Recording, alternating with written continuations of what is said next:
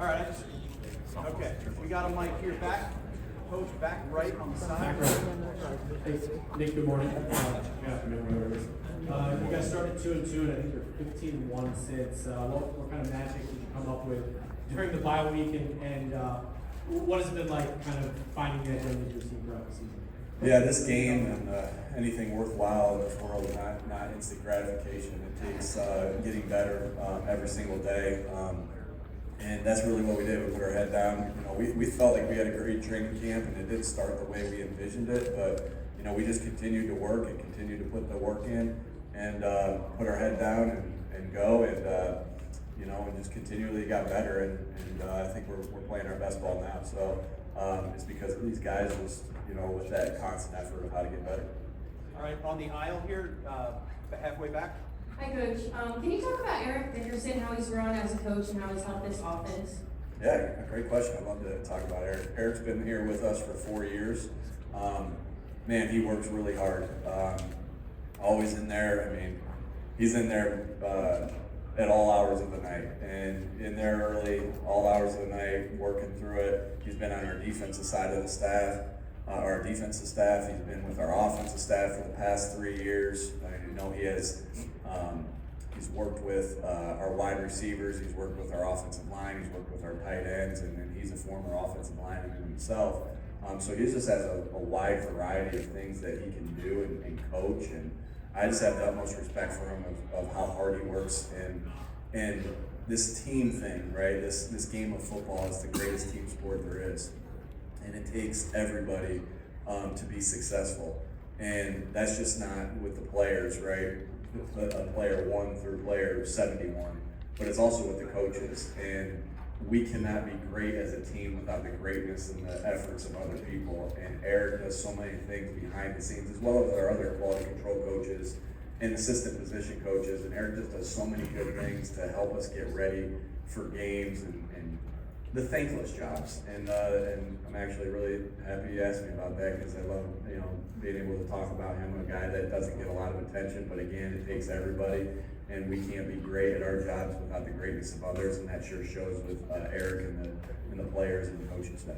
All right, John Clark back on the right-hand side. Nick, last night Jalen Hurts said that Super Bowl loss 2 years ago kind of lit a fire in him, and you've seen the veterans kind of have that same mentality, and then you see your group of younger players on this team. Seems like they have followed that mission as well. How have you seen the veterans and the leaders lead the younger guys and then follow your veterans? You know, I think adversity does something to you, right? And if you embrace adversity, it can shape you to who you are. And obviously that's been you know, the case for Jalen in his career. But it is about embracing adversity. This game's not easy, and this game has its ups and downs. And you know, that's how a football game, you know, seasons have ups and downs. From year to year has ups and downs. Well, that's how a football game goes, right? And nobody in the NFL, I've said this a bunch, nobody in the NFL pitches a perfect game. That doesn't exist in the NFL. You're going to have bad plays, you're going to have good plays, and it's about being able to focus your mindset on the next one. And so, like I said again, this team's embraced adversity. I don't think, you never know, but you know, the things even going back to the 2023 season, which we haven't talked a lot about since the beginning of the year, we're grateful for that. We're thankful for that. As bad as it sucked at the time, I know I'm grateful for that. I speak for myself. I'm grateful for that because it shaped us into who we are now, and why the big reason why we're back here sitting at this moment again. And so embracing adversity is huge. And you know, for your development as a person, as a player, as a coach. Over here on the left side, Jeff McClain. Nick, 2 years ago, Jason Kelsey was responsible for pre-snap calls versus the blitz against Kansas City. Now that Jalen Hurts is, what kind of challenges does Steve Spagnuolo's blitz packages force a quarterback when he has to throw a hop? Yeah, you know, obviously, no matter who's responsible for protection calls against the Steve Spagnuolo defense, it creates issues and challenges. At the end of the day, with a defense like the one we're playing with the great players that they have, and I just can't say enough about their coaching staff and the players that they have.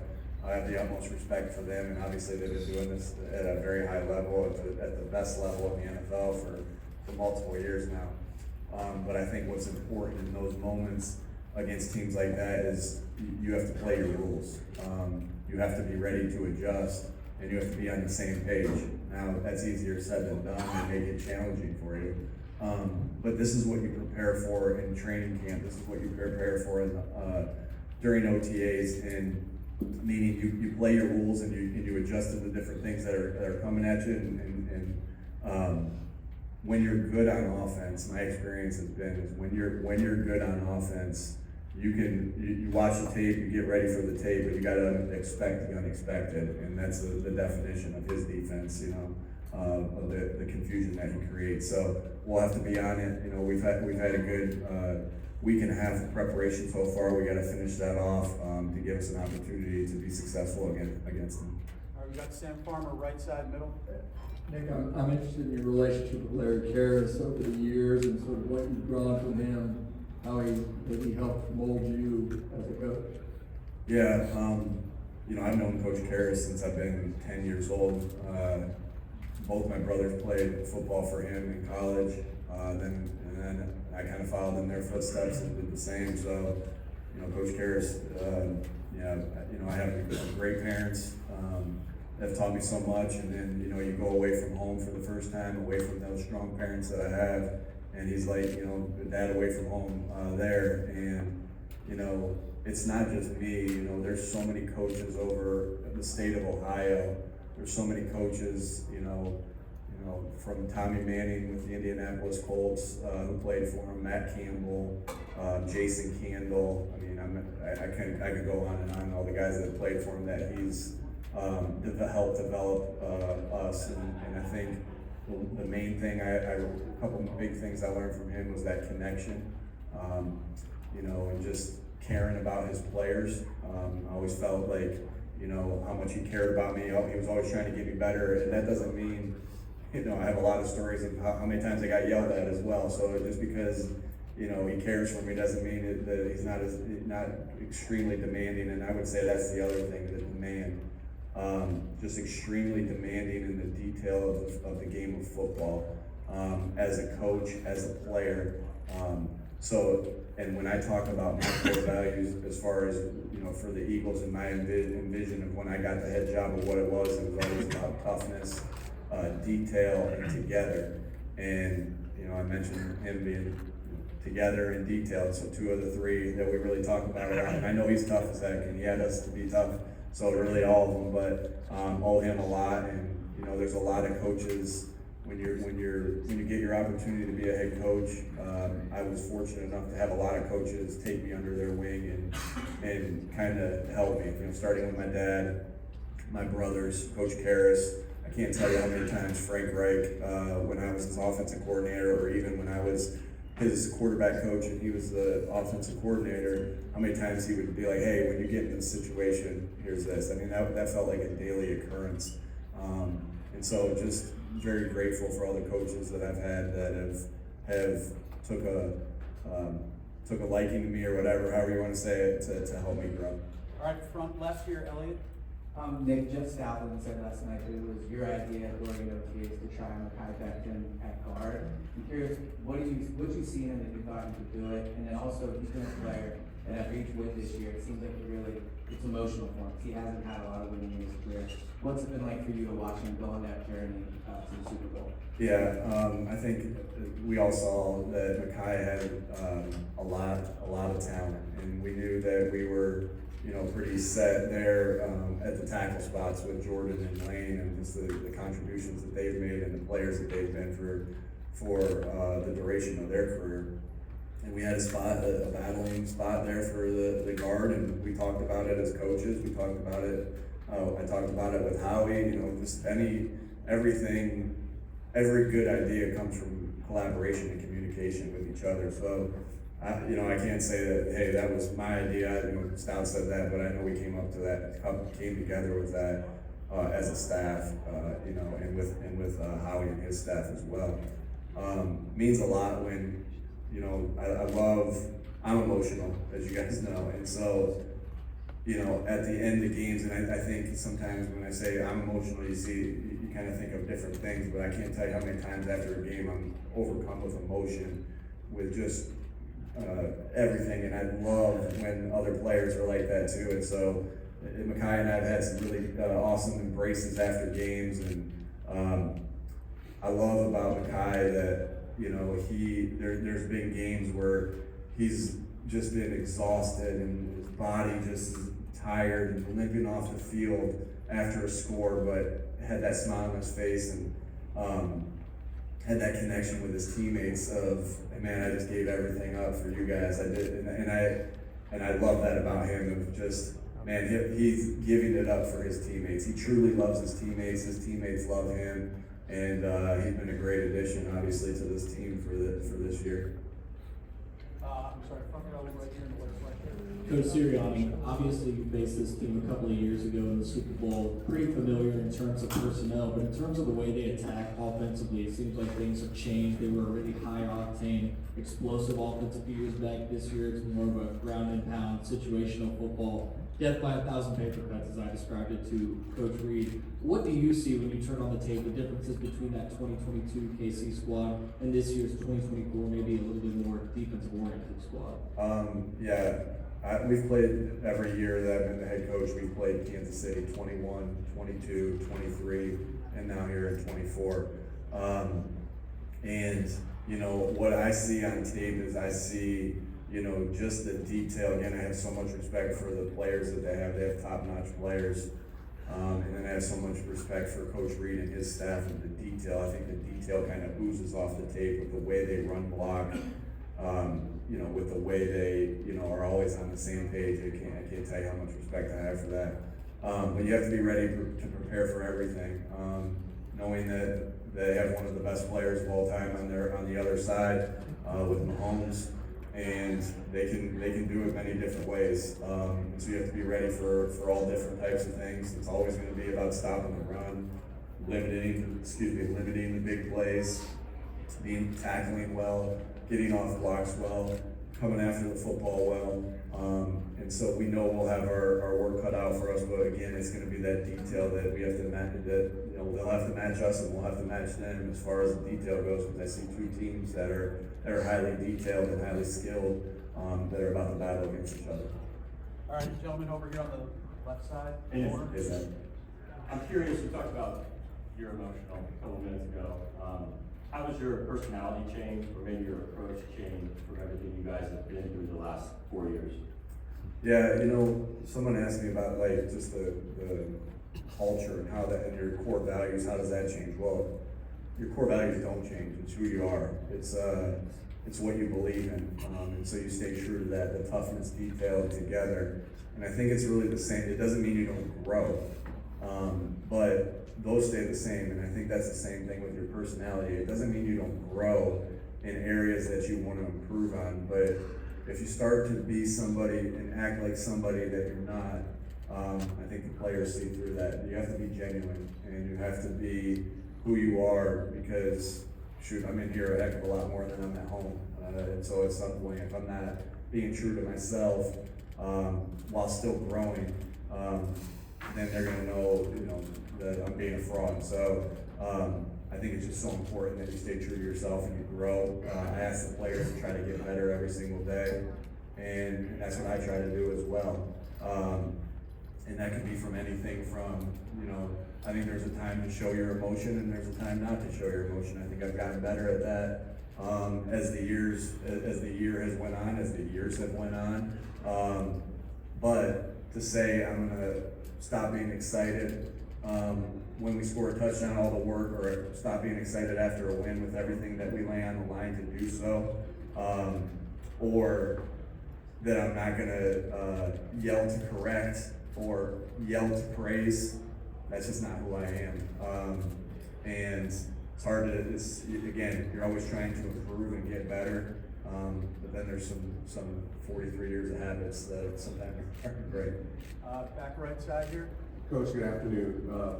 You and Andy Reid have had a lot of success in this league. You kind of touched upon it earlier about him being so detailed, but from one coach looking at another coach, why do you think Ian has been so successful? Yeah, obviously I've got to work with guys that have been around Coach Reed, you know, and just hearing his stories of, again, his detail that, you know, that he can coach every position on the field and call the defense, call the offense, be the special teams coordinator, just how much information and knowledge that he has. I think you can tell he deeply cares about his players. And, you know, those are the things, you know, not ever have been around him, that I can kind of to look and admire, because I do like to study great coaches. And obviously I've looked, you know, I will always ask, hey, what would Andy have done in this situation if I'm talking to somebody that's been around him? And I'll do the same. I would do the same thing with guys that have been around Coach Belichick, you know, all those different guys that you're constantly trying to learn. So just have the utmost respect for him. I mean, I would say he's had a lot more success. He said we both had success. He's had a lot more success than I have. That's 300 wins is wow. I can't. It's an honor to go against him. To be in a game that, you know, I'm coaching our team, he's coaching his team. It's just an honor to be there. And like I said, just nothing but respect for Coach Reed and everything that he's accomplished. All right, we've got time for two more. Gentlemen here on the left middle. Congratulations, Coach, for getting back to the big game. I have a two-part question. Number one, let's talk about your off-season moves with the coaching staff. You added Kellen Moore and Vic Fangio. Tell me how you feel about the way those moves have worked out. And then the second part to that question is, how much has Kellen Moore meant to your offense, knowing full well that he may be on borrowed time, that he eventually will get a head coaching job? Yeah. Obviously, both guys have meant a ton to us. You know, again, you can't be great without the greatness of others, coaches, players, players and coaches, coach, player, player. And so both guys have done a phenomenal job. I think, you know, I said this early in the year. I think we've hit, you know, this was during that training camp, and just see the detail that they coach was obviously, you know, I spent a lot of time with them, you know, knowing the guys a little bit, and then in the interview process, and then also in OTAs, and I think we hit 2 home runs with those hires there. You know, anytime, you know, and again, we're focused on this game. Kellen's focused on this game. I'm focused on this game. Not really thinking about anything else other than this game, because every little bit of attention that you put into something else is attention you're not putting into what the main goal is. And so, you know, with Kellen, and I know that there's, you know, opportunities potentially. You know, what happens will happen. But hopefully I've done my job to teach him the things that I know and help him like other coaches have helped me as far as that goes. But I know that when Kellen does get his opportunity, I think he's highly detailed in teaching the game of football. I think that he loves this game. He works extremely hard. He's got a great offensive mind to help our guys, put our guys in positions to succeed and get better. And man, he's a phenomenal person, great person to work with. That's so important, right? When we're spending more time with each other than we are with our families, our wives, our kids, it's important that you have good people around. And he, you know, as good of a football coach as he is, he's an even better person. So got a lot of respect there, and for Kellen, and we'll see how that plays out at the end of the year. All right, last question, second row. Yeah, Bob always, for you guys that aren't normally with us, Bob usually cuts us off, and then I'm the nice guy, and I'll say, does anybody else have 1 or 2 more? So we'll do the same thing then. Hey, Nick. As a head coach, you've got to make a lot of tough decisions. What do you expect out of players after you make that tough decision? And I'm thinking of Jalen Hurts, who was benched in the national championship game. He's come all the way back. What do you think about that, how he's reacted to it? Yeah, you know, you as a coach, it's really important that the job description is very clear. Here's what the job description is. Here's what it looks like when we're reading the job description. And I'm talking about plays on the field and off the field. And here's what it looks like, what it doesn't look like. And you have to paint that picture, and everybody's held to the standard of what that looks like, and you coach off that. yeah, in head coaching profession, you know, there's not a handbook that says, hey, here's exactly what you should do in this situation. Every situation's different, every scenario is different. You may have handled a situation similar one time that you're gonna handle differently the other time. You're always and constantly thinking about what you can do for the betterment of the football team. Always, and the individual that you're making the decision with, you're always thinking about that. And sometimes that's gonna be, and again, sometimes decisions are 50-50, and that's leadership. Sometimes half the public or the team is gonna agree with this, sometimes the other half's not, right? But that's leadership, and that's the choice we made when we entered this profession. As far as your question about Jalen, I think, again, I mentioned this earlier, that we all have these moments in our life where we have adversity, and again, adversity is not gonna hide from, you know, it's coming after everybody. No one's hiding from it. And it's about how you respond, it's about how you react, it's about embracing that adversity, knowing that when you do that, it can help make you better. And so look at Jalen, he's such a winner. He's won everywhere he's went. You know, that moment, and now he's starting in his second Super Bowl. So I think the writing's on the wall that Jalen embraced every piece of adversity that he's hit, and it's made him better. Again, you can ask him about all that, but I just see a guy that does that, you know, obviously knowing his story, and then I see a guy that does that in the midst of each game. You have to be able to do that at the quarterback position. Sure, you have to be able to do that at every position in the game of football. And so just admire the heck out of him, how he embraced that adversity, because again, it shaped him to who he is. All right, left side here, second row. Hey Coach, good afternoon. Speaking of Jalen, based on how efficient your pass game was in the C championship, what did you learn about the capabilities of the passing offense going into this one? Yeah, just like Jalen says, just because we don't do something doesn't mean we can't. We'll win. We're gonna look to win any way we can. I've never doubted our passing game with the people that we have there, with the coaches that we have there, with the players that we have there. So, you know, there's been games that have been dictated differently this year. If we need to run it 50 times and pass it once, we will to win. If we need to do vice versa, we will. And we really don't care what anybody else thinks. Our job is to win games and try to win games the best way we can for our team. And like I said, just because, and Jalen said it, and I loved it, just because we haven't done something doesn't mean we can't. All right, last one, back right. Hi Nick, Andrea Sola from TV Azteca, Mexico. Nice to meet you. Nice to meet you. I have a question for you. If you have to tell me 3 things that Philadelphia is better at than Kansas, what would you say? Philadelphia better than Kansas City. Well, I've lived in both places. I started my coaching career in Kansas City.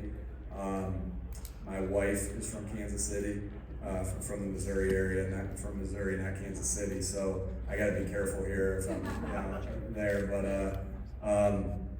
both great places. They're both great places. But I love Philadelphia. We love the food in Philadelphia. We love our sports teams. You know, love being a Sixers fan now and a Phillies fan. And a Flyers fan, and then shoot, I didn't have Bob and Dom in Kansas City, so those 2 guys there. All right, thank you, folks. Thank you. Appreciate you.